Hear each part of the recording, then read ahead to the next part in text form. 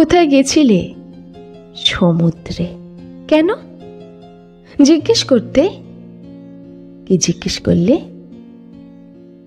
তার কেন কোনো দুঃখ নেই? সে কি বলল? আকাশকে ভালোবাসে। আর কি বলল? কাউকে ভালোবাসলে নিজস্ব কোনো দুঃখ বোধ থাকতে নেই।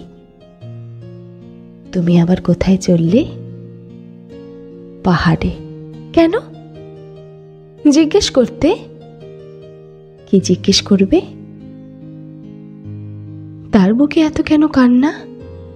পাহাড় কি বলল? ভালোবাসে। কাকে? সমুদ্রকে। আর কি বলল? কাউকে ভালোবাসলে নিজস্ব কোনো স্বার্থ থাকতে নেই।